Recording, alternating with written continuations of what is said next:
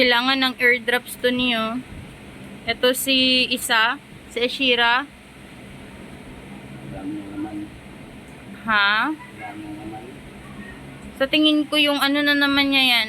Yung ear mites na naman niya yan. Lagi naman may yan. Ewan ko Kaya sa dyan. tenga niya. Ewan ko nga ba? Bakit ito naman si Kitty? Wala naman sila lahat. Si Ashira lang talaga yung ano. Kaya siguro pinenta na may-ari yan. Baka nga. Kaya ng tatlong lalaki na yun, ang nilinis ng tenga. Pati si Kitty. Kaya nga. Kaya nga, alam ko. Siya lang talaga yung ano. Malalaman mo kasi ano nag-ano yung tenga niya Kinakati niya, umabot na sa point na ano na. Susugat na talaga. Dapat pala pinakasta natin si Kitty kaya ano no. Kay? Kaya ba yun?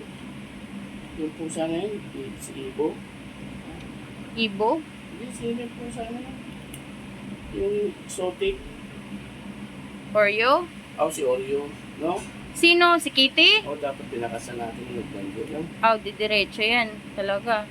Ang ano lang kasi dyan, Hindi, kahit hindi magmana kay Oreo, ganda ng mukha ni Kitty. Diba? Hindi mo na pala dapat kay Dago. Ang ganda pa naman ng balahibo niya nun. Makuha ng anak niya dyan. Tatlo na yan.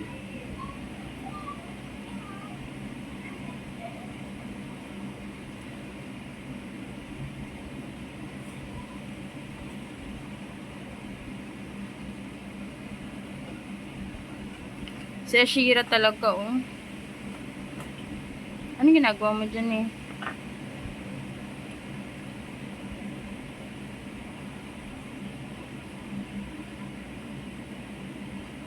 Yung dalawang maliit na ito, nakakaubos na yan ng ano. Ang marami na yan. Nasaan si Dilaw? Ay, natapos na kumain. Naman yung kaunti ng kain yan. Talaga? Oo. Tingnan mo, nakahiga na. Kahit sa kanya yung marami rito